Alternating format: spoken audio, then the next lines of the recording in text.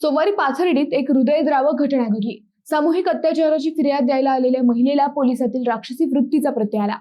नगर जिल्ह्यातील पोलीस दलातील काही अधिकारी व कर्मचारी किती भावना शून्य झालेत हे पुन्हा एकदा दिसले। पाथर्डी तालुक्यातील ही महिला तिच्यावर झालेल्या सामूहिक बलात्काराचा गुन्हा दाखल करायला सोमवारी दुपारी पाथर्डी पोलीस ठाण्यात आली। परंतु आरोपींची नावे ऐकून पोलिसांनी तिची कैफियत ऐकून न घेता उलट तिलाच सबुरीचा सल्ला दिला। या घटनेनंतर राग अनावर झालेल्या या महिलेने पोलीस ठाण्याच्या आवारातच आपल्या मुलासह अंगावर ज्वलनशील पदार्थ ओतून आत्मदहन करण्याचा प्रयत्न केला। याच गदारोळात महिलेसोबत आलेल्या एका व्यक्तीचा मृत्यू झाला। अखेर चर्चा वाढल्याने व घटना गंभीर असल्याने पोलिसांनी या महिलेची फिर्याद दाखल केली। हे सगळं प्रकरण अगदी सुन्न करणारं होतं। पोलिसांनी महिलेची फिर्याद दाखल केली असती तर एकाचा जीव वाचला असता। आता या सगळ्या प्रकरणाची उच्चस्तरीय चौकशी करण्याची मागणी होत आहे। पाथर्डी पोलिसांच्या कर्तव्य निष्ठुरतेचे व करप्टेड यंत्रणेची सध्या चांगली चर्चा रंगली आहे। नेमकं काय आहे हे सगळं प्रकरण हेच आपण या व्हिडिओतून पाहणार आहोत।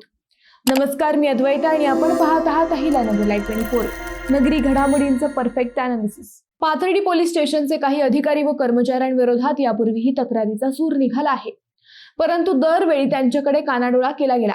परंतु सोमवारी या पोलिसांच्या निष्क्रिय कारभारातून एक धक्कादायक घटना घडली। तक्रारदार महिलेच्या व तिच्या नातेवाईकांच्या म्हणण्यानुसार पाथर्डी पोलिसांनी त्या महिलेवर झालेल्या सामूहिक अत्याचाराचा गुन्हा नोंदवण्यास टाळाटाळ केली। ही महिला आपल्या मुलासह विठ्ठल रावसाहेब खरचन, राहणार आखेगाव, तालुका शेवगाव यांना घेऊन सोमवारी दुपारी पाथर्डी पोलिसात गेली होती। आपल्यावर सामूहिक अत्याचार झाला असं तिनं पाथर्डी पोलिसांना सांगितलं, परंतु पोलिसांनी आरोपींची नावे ऐकून हे प्रकरण मिटवण्याचा प्रयत्न केला। पोलिसांनी आपली फिर्याद घेण्यास टाळाटाळ केली असा या महिलेचा आरोप आहे। त्यानंतर रागाच्या भरात या महिलेने पोलीस ठाण्याच्या आवारातच ज्वलनशील पदार्थ आपल्या व मुलाच्या अंगावर ओतून घेत आत्मदहन करण्याचा प्रयत्न केला। त्यानंतर एकच गलका झाला। उपस्थितांनी या महिलेला व तिच्या मुलाला आत्मदहन करण्यापासून रोखले, परंतु त्याच वेळी त्यांच्यासोबत असलेल्या विठ्ठल खरचन हे अचानक पोलीस ठाण्याच्या दारात कोसळले। महिला व मुलाकडे सगळ्यांचे लक्ष असल्याने अचानक कोसळलेल्या विठ्ठल खरचन यांच्याकडे कुणाचेच लक्ष गेले नाही। त्यानंतर कुणाच्या तरी ही बाब लक्षात आल्यावर विठ्ठल खरचन यांना पाथर्डी उपजिल्हा रुग्णालयात नेण्यात आले, परंतु तेथील डॉक्टरांनी तपासणी केल्यावर त्यांना मृत घोषित केले। या प्रकारानंतर घटनेचा नूर आणखी पालटला। मृताच्या नातेवाईकांनी पोलीस ठाण्याच्या आवारात गर्दी केली। त्यानंतर गोंधळ वाढला। नातेवाईकांनी पोलिसांवर गंभीर आरोप करत पोलिसांवर प्रश्नांची सरबत्ती केली। त्यानंतर या नातेवाईकांनी उपजिल्हा रुग्णालयात धाव घेतली। तेथेही बराच काळ गोंधळ झाला। पोलिसांच्या निष्काळजीपणामुळे व आरोपींना पाठीशी घालण्याच्या प्रयत्नामुळेच आमच्या माणसाचा मृत्यू झाल्याचा आरोप नातेवाईकांनी केला। काही वरिष्ठ पोलीस अधिकारी व एका लोकप्रतिनिधीवरही नातेवाईकांनी गंभीर आरोप केले।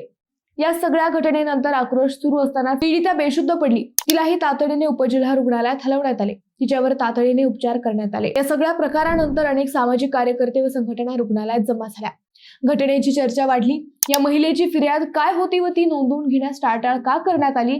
विठ्ठल खरचन यांचा मृत्यू कशामुळे झाला?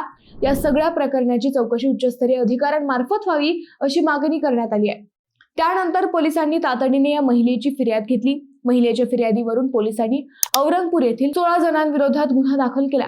दिनकर गंगाधर किलबिले, प्रभाकर सुधाकर किलबिले, कृष्ण सुधाकर किलबिले, सारंगधर उत्तम किलबिले, अमोल मच्छिंद्र कोठे, निखिल माने, जयदत्त उत्तम किलबिले, अभिषेक दिलीप किलबिले, दिलीप तुकाराम किलबिले, भीमराव ज्ञानदेव किलबिले, ईश्वर बापूसाहेब देशमुख, सुभाष गोविंद किलबिले, आनंद भाऊसाहेब कासुळे, मनीषा सुधाकर किलबिले व आणखी एक अशा 16 जणांविरोधात गुन्हा दाखल करण्यात आलाय।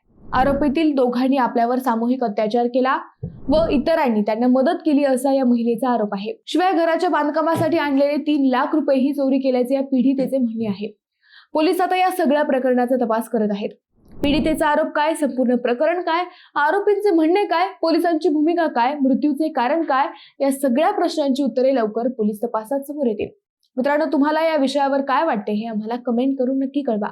शिवाय व्हिडिओ आवडला असेल तर चॅनलला सबस्क्राईब करून व्हिडिओला लाईक करायला विसरू नका। पुन्हा भेटू नव्या विषयावर, तोपर्यंत धन्यवाद।